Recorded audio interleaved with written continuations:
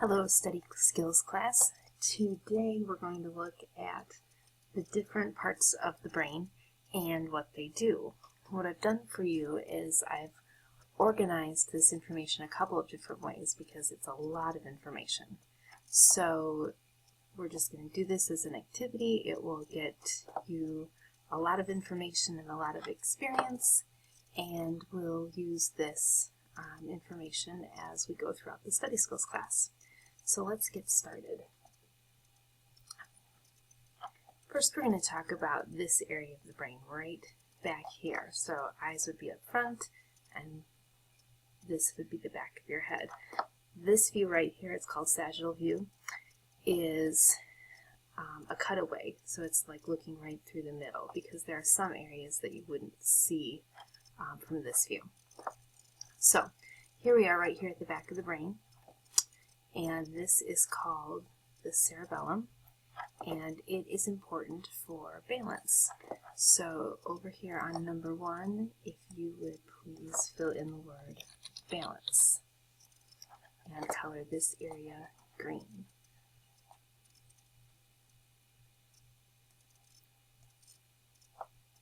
I'm also going to put that over there, so if you'll color it on the other figure as well, we'll color that green.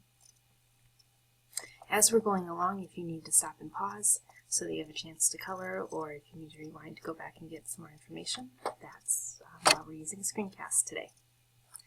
This second area right back here is the occipital lobe, and some of you were telling me that you had this information last year in science, and so I've chosen the color blue, and this is the area that the information is sent from the eyes through the optic nerve, and then is read and distinguished back here in the occipital lobe. So this area is for vision. Moving forward, we have our third section up here, and this area is for comprehension.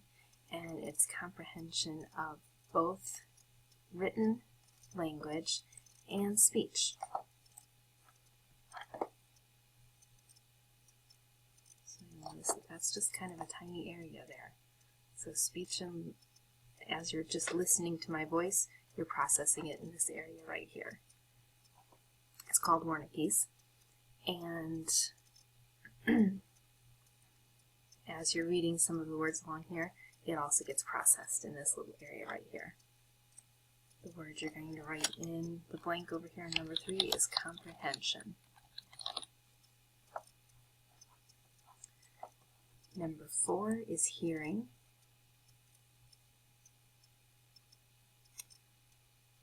It's interesting that as you're looking at this is the left side, and typically on the left side, we process in this area the rhythm of speech, and on the right side, process the pitch and the tone of speech. And so both of those work together so that we can understand and comprehend.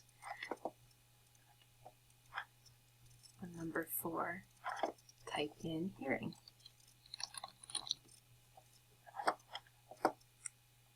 We're going to move forward again, and now we're talking about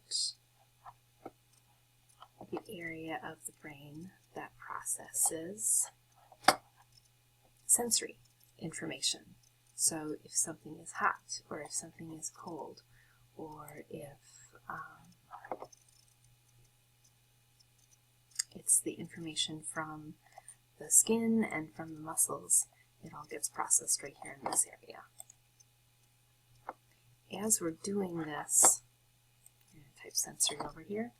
As we're doing this, remember that I've been saying throughout the study skills class, I want you to be able to think of plans for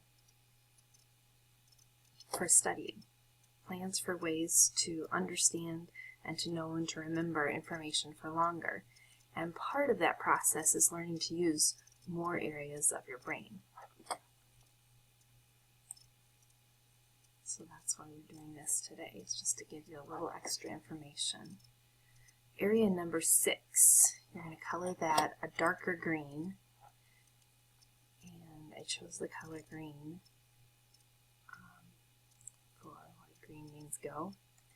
This is the movement area. So if you decide that you want to raise your hand, this is the area that's going to orchestrate that happening. The front area is a little bit more fine motor specific movements, and that would be things like eye movement and that.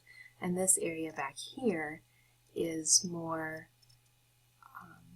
it's actually interesting because you've got trunk movement, and then arms, and then fingers, and head, and mouth, and tongue, and it's all very localized.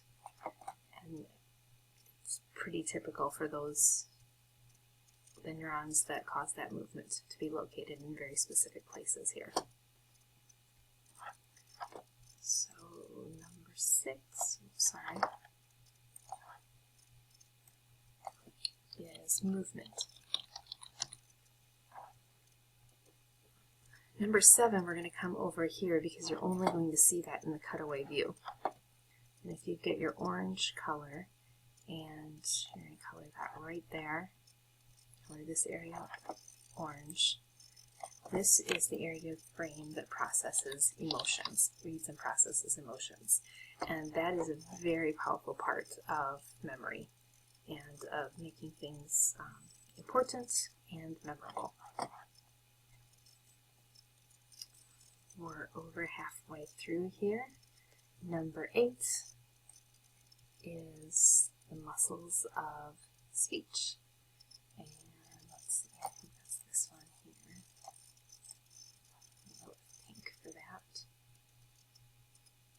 So maybe you can start to see why one of the important things in our classroom is that I want you to talk about things, because written information is over here, visual information is over here, speech is over here, movement is over here. So if I can have you use all of these parts as we're learning things and as we're talking about things, we're starting to get neurons to fire in all of these areas, and it is more likely that you will remember that information later.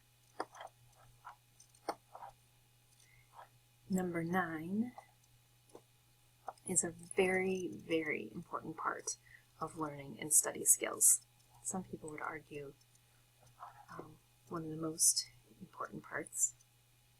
And I have made it purple because it's kind of king of study skills. Some people call this executive function. And an executive is the guy in charge. And that's really what this part of the brain does, is the executive function. It's in charge of the concentration, of planning, of judgment, of what's going to work, what's not going to work, what's appropriate, the expression of emotion, creativity, inhibition, not doing things that you're not supposed to be doing. When we talk about think it, don't say it, that's inhibition at work. It's when you have a thought and you just keep it to yourself. Number 10 is right over here, and again, you're not going to see that unless you're looking at the cutaway view. And that is the sense of, sorry, let's look at that real quick. Oh, the sense of smell. And sometimes people use that as a way to remember information, associate it with something. It's actually a very strong memory technique. Number 11 is an association area, and so this is the location of short-term memory, things that you're going to remember just for a short time. And so one of the challenges is to repeat that information and move the information from short-term memory to long-term memory. It's also a sense of equilibrium and balance. And finally,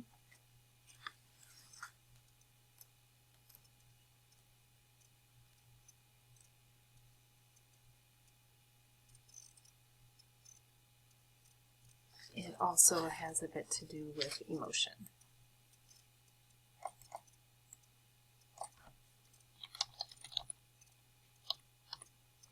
So, there you have 11 parts of the brain. What I'd like you to do now is go back and compare. What were your initial thoughts on the parts of the brain? What things did you know were located there? What tools did you know were there? And how does that compare to this listing that you have now? I'm looking forward to the rest of this class and looking at this information a lot more times, because this is just an overview, and we'll use some other ways. There's a couple of challenge questions on the back of this sheet if you finish early. We'll see you next class.